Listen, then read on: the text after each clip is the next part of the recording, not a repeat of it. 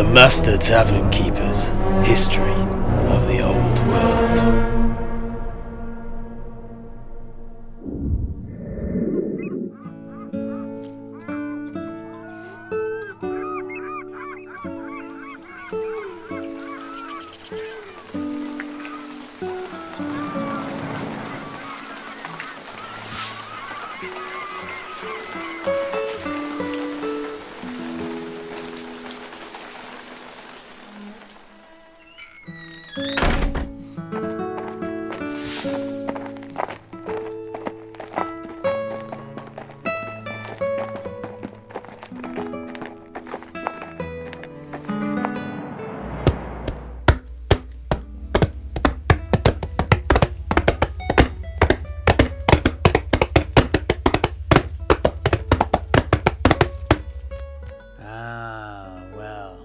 To be honest, there are two schools of thought on it.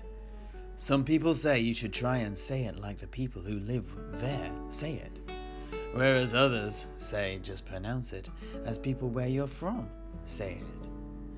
I couldn't say that one is right and the other is wrong, but yes, the locals do say Tilea, whereas us Western Empire types do pronounce it Tilea. I would say that what is important is that you're understood, irrespective of the idiosyncrasies of your speech. Yeah, I shall persist in using Tilea then.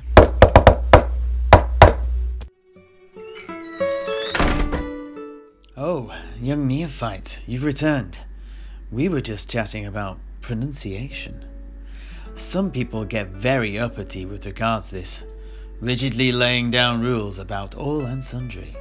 This is right, that is wrong, as if it all truly matters. Dealing in absolutes like this will lead you down dark paths faster than a dose of Nurgle's rot. Life is one big spectrum of variance, and all the richer because of it. A flexible and understanding mind in both this and many other things will bring you a much happier life. I guarantee it. Yeah. Anyway, off the soapbox for me. Everyone, please return to your places. And, Heinrich, if you'd be good enough to return to the tale of Marco Columbo, we'd be greatly appreciative. You just got us to the point where the, Tilean? Yeah. Or should that be Tylean? Who knows? Had purchased 3 Skaven. What happened next? Yeah. Now, they were able to secure the Skavens that Marco needed from Giacomo of Mariagliano, as I explained earlier, but that is not the end of it. There was a caveat. The Visconte's son Giovanni, a malicious sadist, much like his father, was really getting on his father's nerves. He had been in charge of some of the ships that had been secretly transporting Skaven he'd captured around the Old World to other fighting pits, using the Visconte's small fleet of mercantile vessels. But Giovanni had driven every crew that had ever worked under him to the brink of mutiny. And his father had been forced to forbid him from taking command of any more of his vessels. Even a single mutiny incurs a substantial loss of revenue for the owner of the ship, don't you know?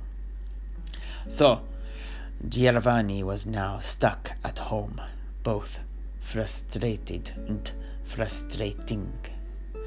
Giacomo only allowed Marco to buy the Skaven he wanted if he agreed to take his son with him on his expedition to Lustria. Columbo had no choice but to submit to Giacomo's wishes if he wanted to go through with his cunning plan. Once Marco and my grandpapa had returned to Remus, they were eager to set off, but a great many of the crew were originally from the Empire, and refused to depart on such an arduous journey until after the spring festival of Mittefrel. Most sensible indeed. But I doubt you neophytes are aware of this festival. Am I correct? I thought so. Mittefrel, or the spring equinox, as it's called here in Tilea, is an important point in the year for the Empire. It is when we sacrifice one of the firstborn lambs of the season to the gods Tal and Raya. However, not only this, it is of great importance to sailors too, as Manan, the god of the sea, also receives a sacrifice, so that he might quiet the oceans and refrain from drowning the land with flooding rivers. Sailors are a superstitious lot, and as a former seaman myself, I can say this with a great deal of authority. But it's very understandable. When your lives are ruled by such a capricious mistress as the sea, you'd be superstitious too. Anyway, Heinrich, please continue. Well, with Mitterfield done and dusted, the 3 ships finally set sail. Marco commanded the lead vessel, La Mermidia, leaving La Mercopio under the stern gaze of my grandpapa, whilst the 3rd ship, La Sirena, was placed into the cruel hands of Giovanni. However, there was a strategy behind this apparent insanity of putting Giovanni in charge of a ship once more. The men Marco had been able to hire from the condottieri had been a mixed barrel, and there were some very bad apples in amongst the more able-bodied seamen. After spending some time with the men, my grandpapa was able to sort out the troublemakers from those who were more reliable, and Marco made sure that the former ended up under Giovanni's command. The idea was that either he would break them or they would break him. Marco did not mind which happened, but although this precarious balancing act worked for most of the voyage, it's a decision that would come back to bite Marco in his Netherlands once he was in Lustria. The ships initially sailed south along the Bay of Remas and the coastline of Verezzo, always keeping land in sight before finally heading into the slightly deeper waters of the Tilean Sea between Lucini and the island of Sartosa. At that time, the island was still held by the Arabians, who had terrorized the waters there for over 250 years. Ah yes, of course. This was before the liberation of the island by Luciano Catena from the Arabian pirates, or corsairs as they're also known. Just over 60 years ago now, back in 1501. But Marco was not attempting to slip past the fleets of the island. He was heading straight for it, as he had an important person to see there, and an important item to procure.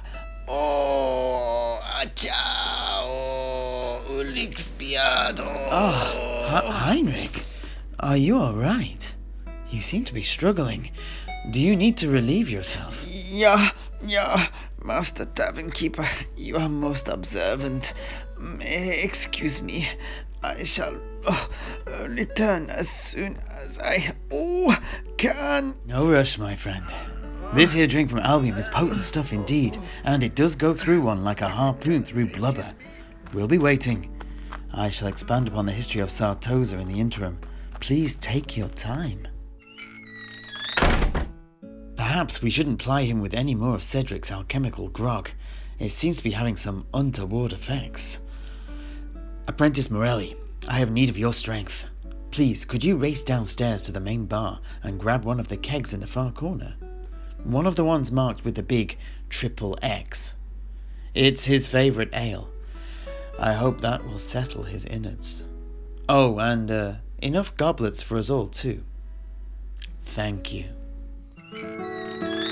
Right then, as we have some time, let me just give you some background on Sartosa, as that is where our story appears to be heading next.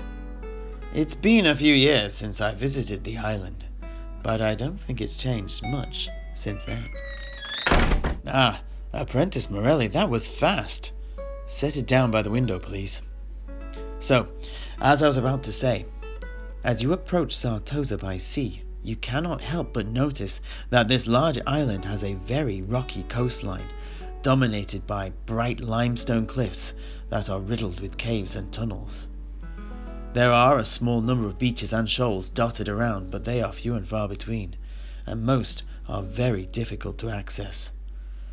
The smallest cliffs are easily as tall as the main mast of most ships, but the largest are hundreds of feet high, and this intimidating perimeter has been a thorn in the side of invaders. However, it has not been enough to prevent the island from being conquered a number of times. The interior of the island is as rugged as its coast, littered as it is with basalt crags and mountains, lonely valleys filled with rocks and boulders, and treacherous stone-littered forests. It does still have tracts of workable land, but the work of farming in Sartosa is hard graft. That said, there are many small holdings that grow olives, wheat, and grapes, especially the latter, as wine is exceedingly popular with the latest conquerors of the island, hailing as they do from the principality of neighbouring Lucini. More on these in a little while. The other main produce of the island comes from the waters that surround it. They overflow with fish of many kinds: squid, oysters, clams, and shellfish.